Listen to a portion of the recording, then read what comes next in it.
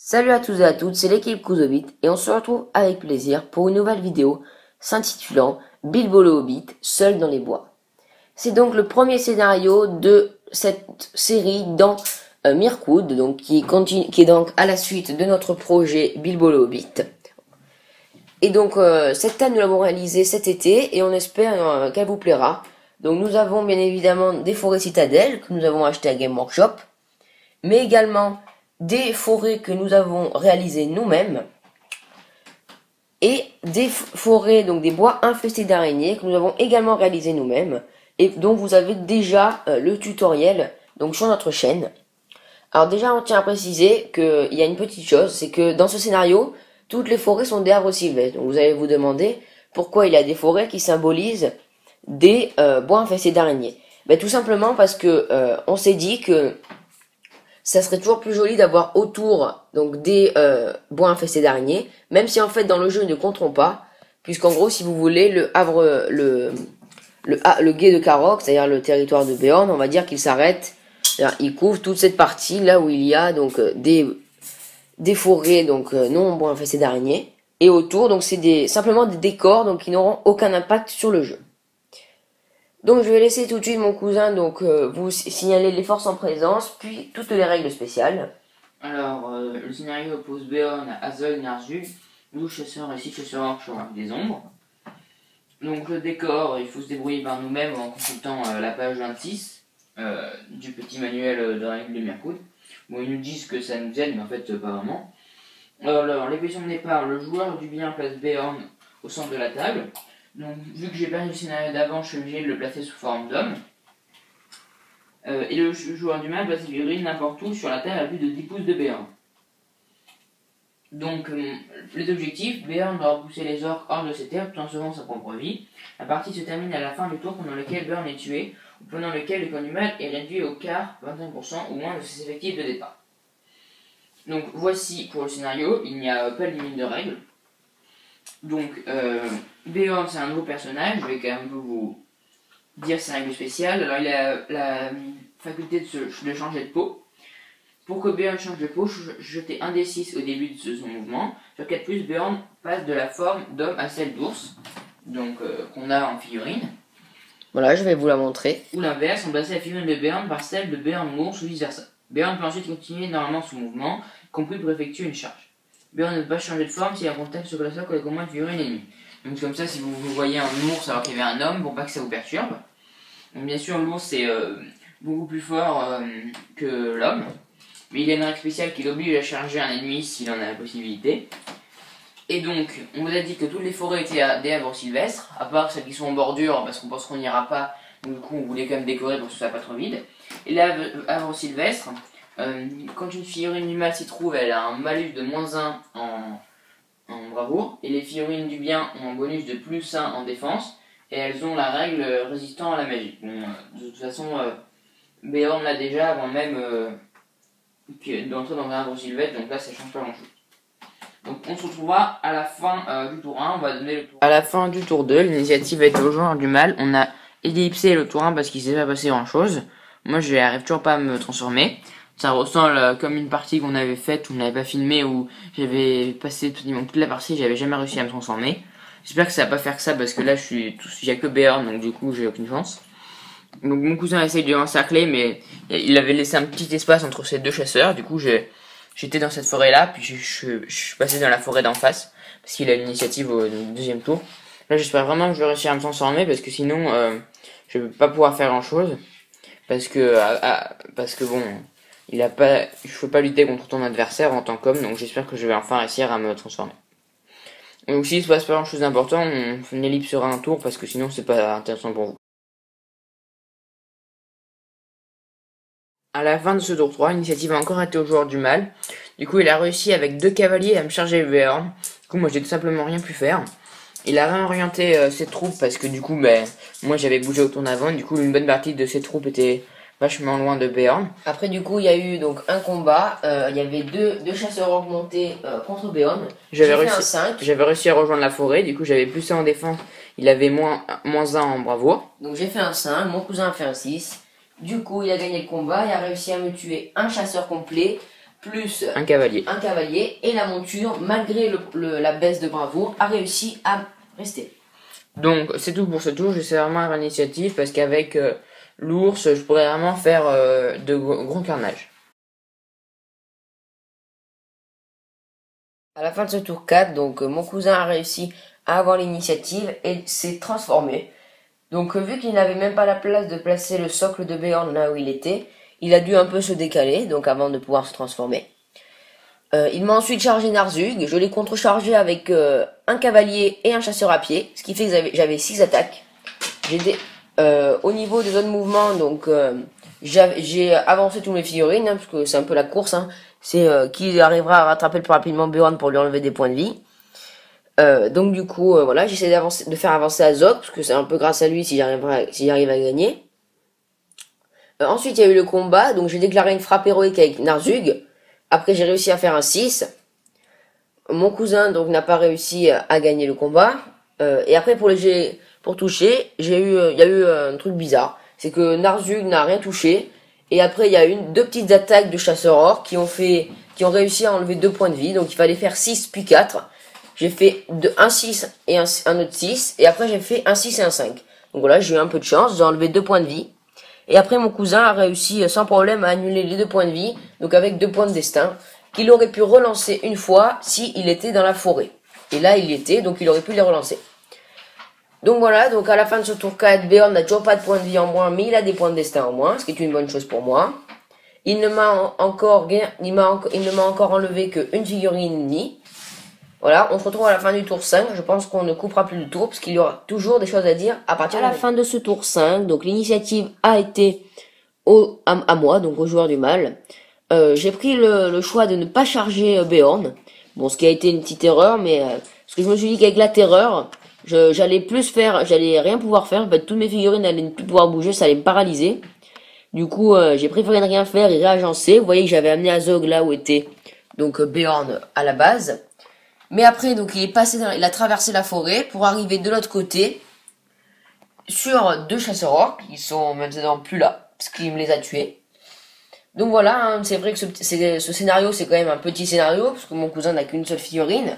Moi j'en ai pas mal, mais ce sont pas des grosses figurines à part Azog. Et donc c'est vrai qu'il n'y a pas grand chose à dire sur les tours, hein, voilà. Puisqu'il peut y avoir au maximum un seul combat, enfin voilà. Donc au bilan des morts, mon cousin m'a tué 2 chasseurs orques. Et un chasseur monté, et un cavalier. Voilà, depuis le début de la partie. Et ce tour-ci, donc 2 chasseurs à pied. Voilà, on se retrouve à la fin du tour 6, on espère qu'on pourra vous en... À la fin de ce tour 6, donc l'initiative donc a été au joueur du bien. Il s'est donc encore déplacé sur des petits chasseurs. Il y en avait 2, encore une fois. Il a gagné le combat et a projeté donc un chasseur que vous voyez là-bas à terre dans la direction d'Azog. Donc Azog a été jeté à terre, mais heureusement il n'a pas perdu de points de vie. Et le petit chasseur a également résisté. Donc pas de mort pour ce tour-ci. Mais donc mon cousin a réussi à projeter Azog, ce qui m'empêchera de charger Béorn avec Azog au prochain tour. Voilà, donc la partie commence donc à un petit peu durer, hein, parce que voilà, c'est sûr que c'est pas une partie qui va se terminer en 3 tours, même s'il y a peu de figurines. Donc voilà, on se retrouve à la fin de ce tour 7, j'ai eu l'initiative, du coup je peux aller chercher un petit chasseur esselé dans ce bois, que j'ai facilement tué et que j'ai pu projeter, et donc du coup j'ai éliminé un autre chasseur, du coup j'en ai tué 2, c'est une bonne affaire pour moi. Excusez-nous du bruit. Du coup je continue de me balader un petit peu à travers les forêts, car je n'ai pas le malus du terrain difficile. Du coup mon cousin n'arrive pas à me rattraper, du coup je peux éliminer des petites figurines, mais bon ça prendra du temps parce que je suis à peine à peine un quart et il faut encore que j'enlève 2 quarts, soit encore la moitié des effectifs de base, donc c'est quand même c'est pas négligeable. Donc voilà ce qui s'est passé, pas grand chose pour ce tour. On se retrouve à la fin de ce tour 9, donc on ne s'est pas trompé, mais nous avons ellipsé le tour 8 puisqu'il ne s'était rien passé. Donc on va quand même un petit peu vous récapituler. Le tour 8, donc mon cousin a chargé donc un chasseur qui était à terre ainsi qu'un autre chasseur orc qui était donc au même niveau que là. Et j'ai gagné le combat mais je n'ai pas réussi à porter de coup. Et le tour 9, donc mon cousin a rechargé les mêmes personnes. J'ai approché Azog il a gagné le combat, m'a projeté donc le chasseur qui n'était pas à terre sur Azog. Il m'a arraché un point de vie à Azog, j'ai pas eu de chance, j'ai fait un 6. Et m'a tué l'autre ranger. Donc là, c'était pas génial pour ce tour-là. L'autre chasseur, pardon. Donc c'était vraiment pas bien pour ce tour-ci. Donc par contre, ce que j'ai essayé de faire, comme vous pouvez voir, bon maintenant je peux le dire parce que voilà. Mon but était de... Bon là, c'est pas du tout lâche, ce que je fais là. Si je mets tous mes chasseurs derrière, et tous mes wargs, enfin tout mon warg, c'est tout simplement pour forcer mon cousin à attaquer mes deux héros. Puisque si je lui laisse l'accès aux autres figurines, c'est là à ce moment-là qu'il pourra réduire le nombre. Et de toutes les manières, s'il me tue mes héros, ben, il arrivera facilement à faire le reste. Donc là, je tente, simplement avec mes héros, arriver à tuer Beorn. Voilà. Après, je verrai, si j'ai besoin de faire venir quelques figurines, je le ferai. Voilà. Voilà, on se retrouve à la fin du tour 10. À la fin du tour 11, on a ellipsé le tour 10, où en fait, il s'est pas passé grand-chose. J'étais contre ce petit chasseur que j'ai projeté pour ralentir Azog.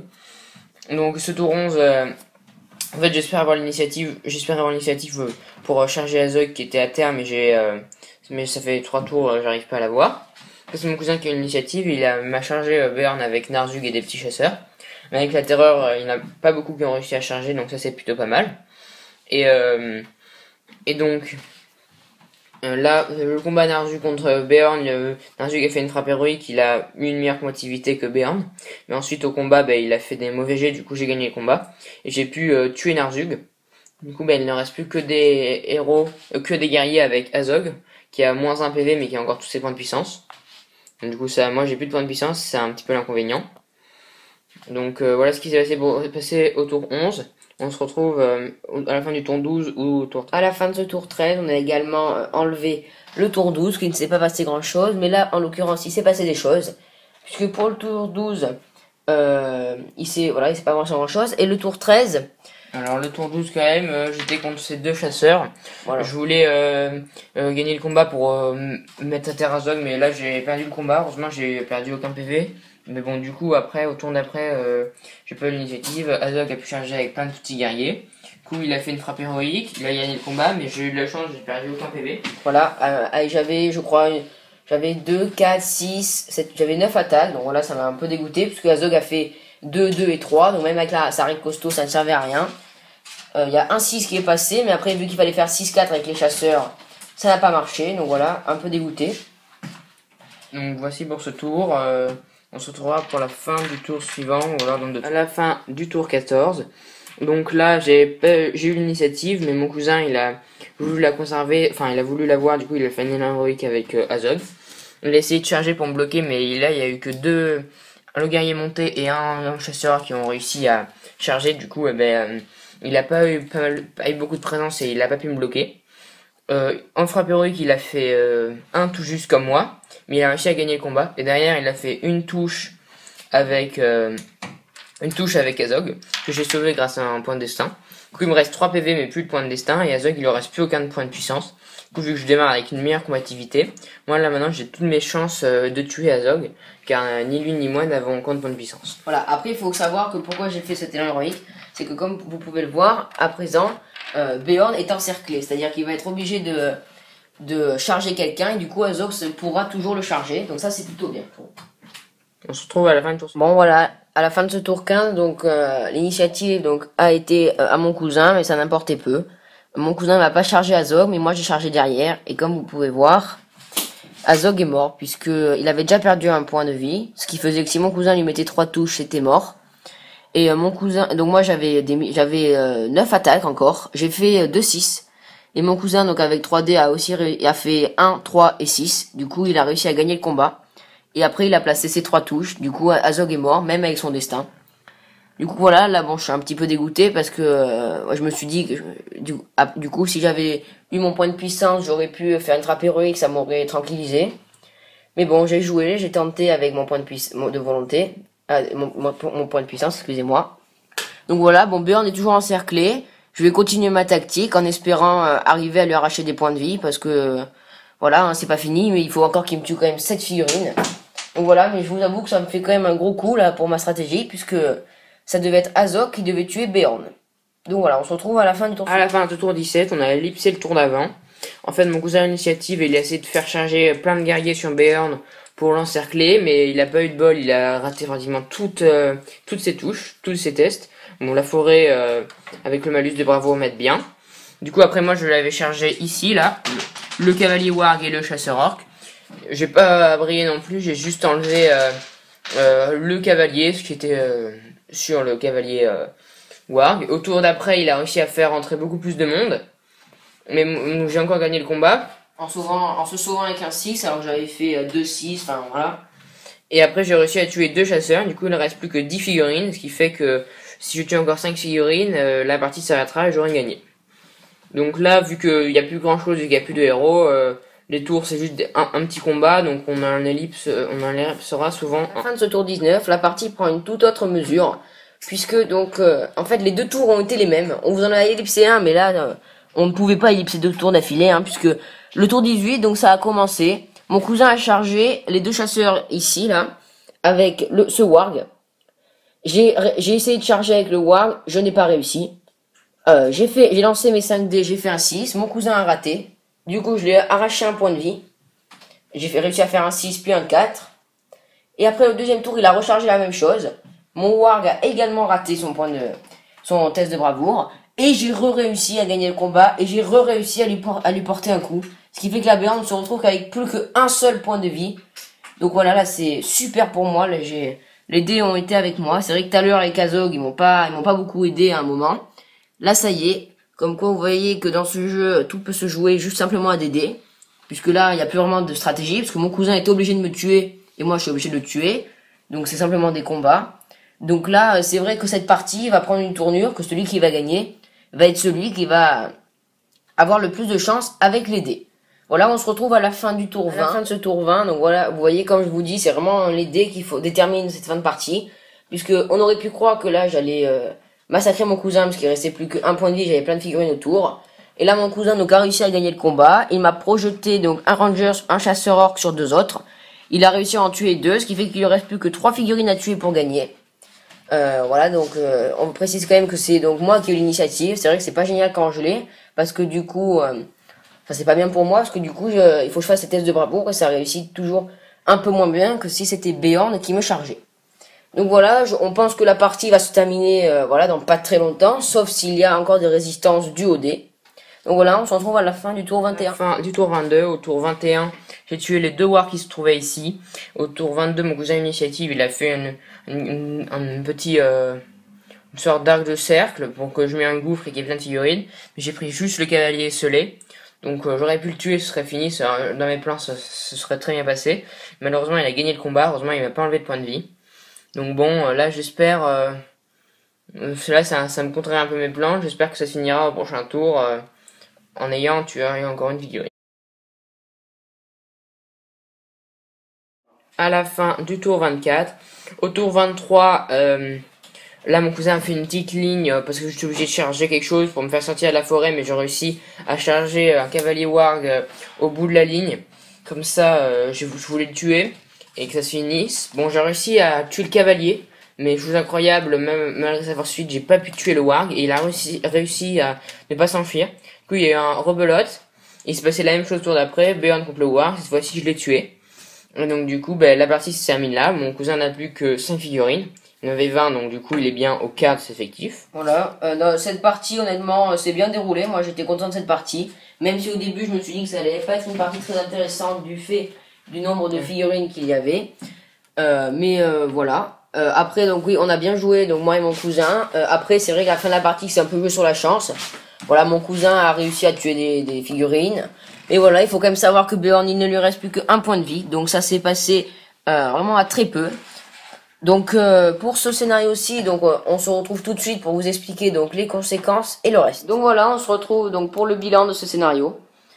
Alors donc étant donné que j'ai gagné dans la première partie de Mouche et Araignée, le scénario juste après, le joueur du bien peut connaître l'emplacement d'un pion nain. Donc on vous expliquera ce que ce sera. Une fois les pions placés, demandez au joueur du mal qui doit le révéler. Donc on avait un peu regardé le scénario, donc c'est assez intéressant comme Style de jeu. comme avantage. Donc du coup, au prochain scénario, on vous rappellera cette règle, on vous expliquera plus en détail ce qu'elle apporte. Donc on se retrouve donc pour Mouche et Araignée. On se retrouvera pour Mouche et Araignée dans cette série le prochain épisode. Voilà. Aussi aux araignées. Aussi, on tient à vous préciser que, comme vous pouvez le constater, il n'y a pas de jet de récupération pour ce scénario, puisque comme on l'avait décidé au début de ce projet avec mon cousin, les figurines du mal n'en ont pas besoin et récupèrent toujours tout. Et les figurines du bien qui ne font pas partie de la compagnie de Thorin récupèrent également tout si elles réinterviennent plus tard, comme Legolas ou Beorn que mon cousin a joué à ce moment-là. Donc merci de nous avoir suivis. On vous dit merci à vous tous et à la prochaine.